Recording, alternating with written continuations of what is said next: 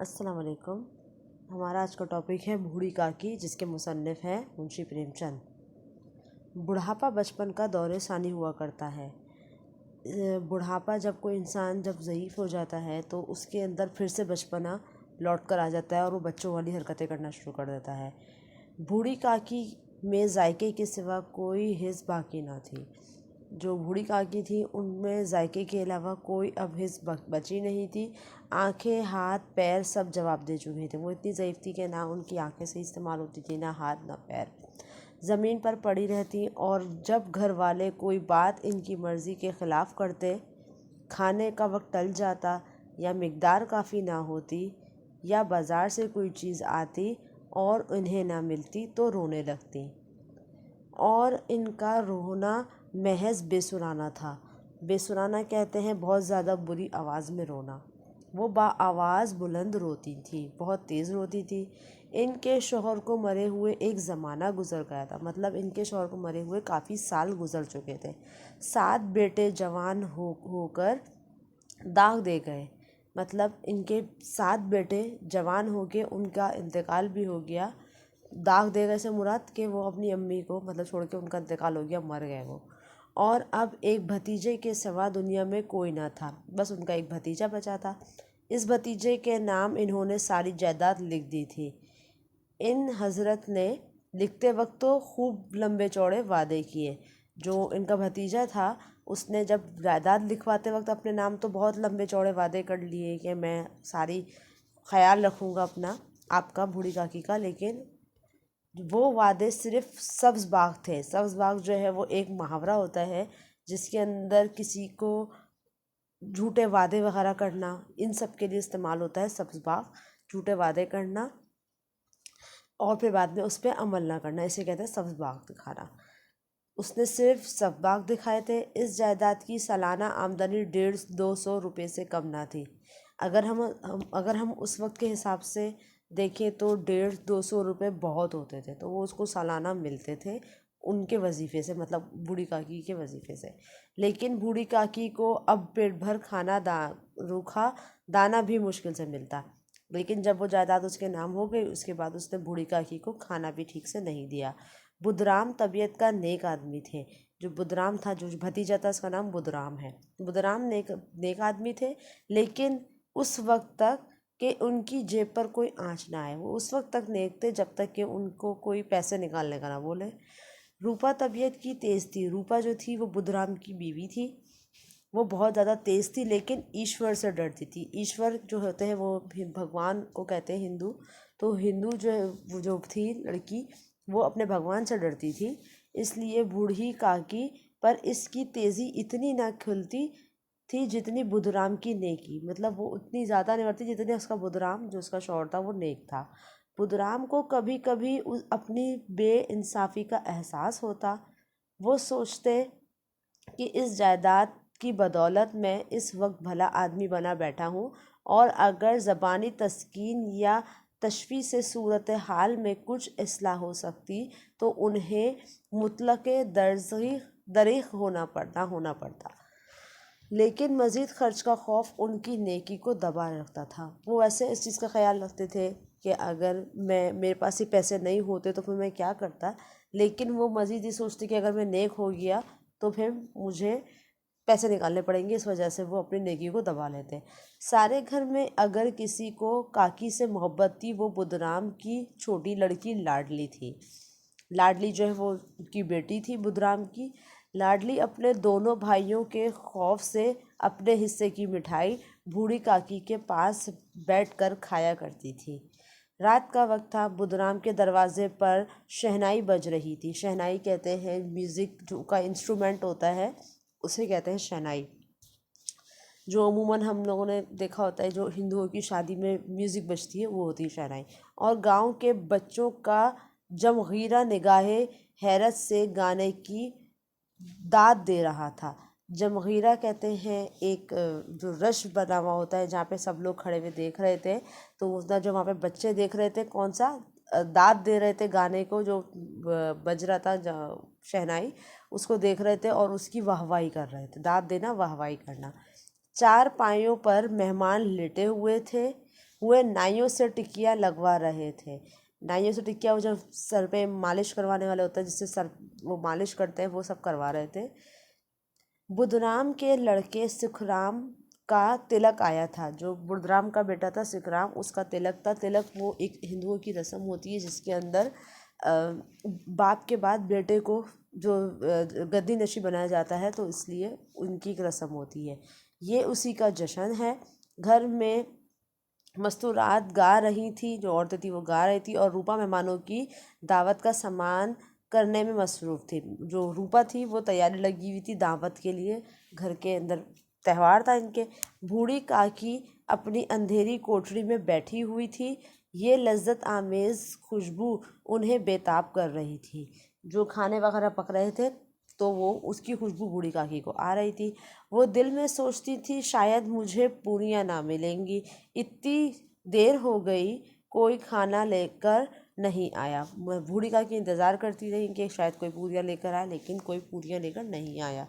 बूढ़ी काकी के चश्मे ख़याल मतलब उनका सोच तसव्वुर में पूरियों की तस्वीरें नाचने लगी। खूब लाल लाल फूली फूली नरम होंगी, मतलब वही सोच रही थी कि खूब फूली लाल लाल होंगी पूरियाँ।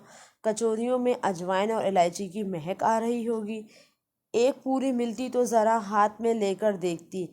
क्यों न चलकर कढ़ा के सामने ही बैठूं। कढ़ा वो जिसके अंदर पूरियाँ बन रही थी।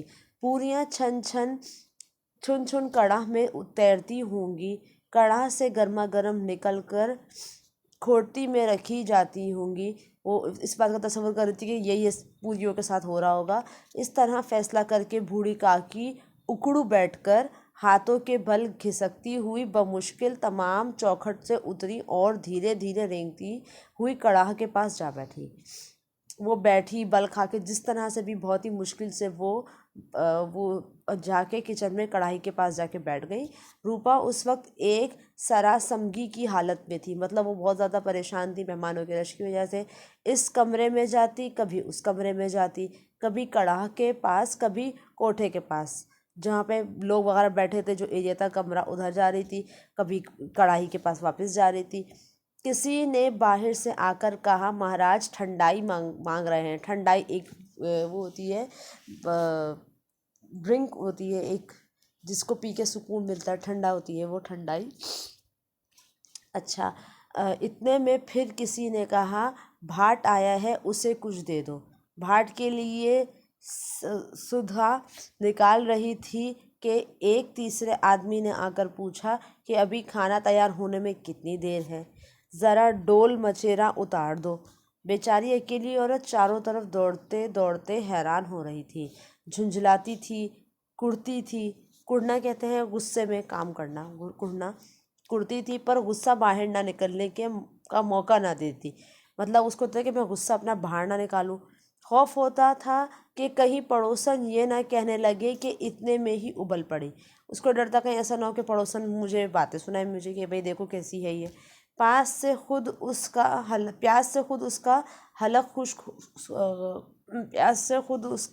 हलक सूखा जाता था। उसको खुद पे को प्यास लग रही थी, गर्मी के मारे फूंकती जाती थी। मतलब जो हमारे गर्मी की वजह से जो हालत हो जाती है, उस वक्त उसकी वो हालत थी। लेकिन इतनी फुर्सत कहाँ कि ज़रा पानी पी ले या पंखा झल ले, पंखा अपने आप को झल ले। वो ये भी अंदेशा था कि ज़रा निगाह पलटी और चीज़ों की लूट मची। इस कशमकश के आलम में उसने बूढ़ी काकी को कड़ाह के पास बैठे देखा तो जल गई। गुस्सा ना रोक सका उसका। ये ख्याल ना रहा कि पड़ोसनें बैठी हुई हैं, दिल में क्या कहेंगी, मर्दाने में लोग सुनेंगे तो क्या कहेंगे। जिसे मेंढक केचवे पर झपटता है, उसी तरह वो बूढ़ी काकी पर झपटी और उन्हें दोनों हाथों से झंझोड़ कर बोली, ऐसे पेट में आग लगे। पेट है या आग का कुंड? कुंड कहते हैं कुएं को, आग भरा जो कुआं होता है उसको। कोठरी में बैठे क्या दम घुटता है। अभी मेहमानों ने नहीं खाया, तब तक सब्र न हो सका। आकर छाती पर सवार हो गई। गांव देखेगा तो कहेगा, बुढ़िया बुढ़िया भर पेट खाने को नहीं पाती। तब ही तो इस तरह भोंकलाए फिरती है। इस ख्याल से उसका गुस्सा और भी तेज़ हो गया। नाम बेचने पर लगी है, नाक कटवा के दम लेगी, इतना ठूसती है न जाने कहाँ भस्म हो जाता है। भला चाहती है तो जाकर कोठड़ी में बैठो। जब घर के लोग खा लगेंगे तुम्हें भी बुला लिया जाएगा। बूढ़ी काकी ने सर ना उठाया, ना रोई, ना बोली, चुपचाप रेंगती हुई वहां से अपने कमरे में चली गई। लाडली को काकी से बहुत उन्स था। भोली भाली सीधी लड़की थी। तिलाफलाना शोखी और मिसरत की इसको में बू ना थी। मतलब बहुत सीधी लड़की थी। वो झुंझला रही थी कि ये लोग काकी को क्यों बहुत सारी पूरियां नहीं देते थे। मेहमान सब की सब थोड़ी ही खा जाएंगे, और अगर काकी ने मेहमानों से पहले ही खा लिया तो क्या बिगड़ जाएगा। वो काकी के पास जाकर उन्हें तशफ़ी देना चाहती थी, लेकिन माँ के खौफ से ना जाती थी। उसने अपने हिस्से की पूरियाँ मुतलक ना खाईं, अपनी गुड़ियों की पिटारी में बंद करके रख दी। पिटारी कहते हैं संदूक को, पेटी को। वो ये पूरियाँ काकी के पास ले जाना चाहती थी। इसका दिल बेकरार था। बूढ़ी काकी की मेरी आवाज़ सुनते ही उठ बैठेंगी, पूरी देखकर कैसी खुश होंगी, मुझे खूब प्यार करेंगी। लाडली सोचने लगी अगर मैं ये पूरियाँ बूढ़ी काकी के पास लेके जाऊंगी तो वो बहुत ज़्यादा खुश होंगी। बच्ची वो सोचने लगी। रात के 11 बज चुके थे। रूपा आंगन में सो रही थी। लाडली की आंखों में नींद ना थी। काकी को पूरियाँ खिलाने की कोशिश उसे सोने न देती थी। इसने गुड़ियाओं की पिटारी सामने ही रखी। जब उसे यकीन हो गया अम्मा गाफिल सो रही हैं, गाफिल उसे कहते हैं जिसको कुछ मतलब फिक्र नहीं है, जिसको कोई पता ही नहीं है, उसे गाफिल कहते हैं।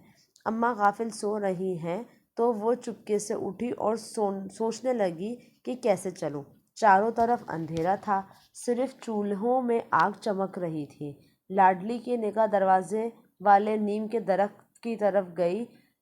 मारे खौफ के उसने आंखें बंद कर ली। उसको बहुत डर लगा और उसने नीम का दरख्त देखा तो उसको डर लगा और उसने आंखें बंद कर ली।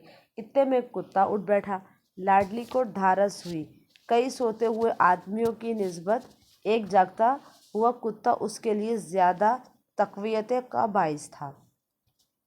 उसने पिटारी उठाई और बूढ़ी काकी की कोठरी की तरफ चली। काकी उठो, मैं पूरियाँ लाई हूँ। काकी ने लाडली की आवाज़ पहचानी, झटपट उठ बैठी, दोनों हाथों से लाडली को टटोला और उसे गोद में बिठा लिया। लाडली ने पूरियाँ निकाल कर दी। काकी ने पूछा, क्या तुम्हारी अम्मा ने दी हैं? काकी पूरियों पर टूट पड़ी। 5 मिनट में पिटारी खाली हो गई। लाडली ने पूछा, काकी पेट भर गया? जैसे थोड़ी सी बारिश मेंढक की जगह जैसे थोड़ी सी बारिश ठंडक की जगह और भी हब्स पैदा कर दिए। जैसे थोड़ी सी बारिश ठंडक की जगह और भी हब्स पैदा कर देती है, इसी तरह उन चंद पूरियों ने काकी के इश्तिहा और रग़बत को और भी तेज़ कर दिया था। बोली, नहीं बेटी, जाके अम्मा से और मांग लाओ।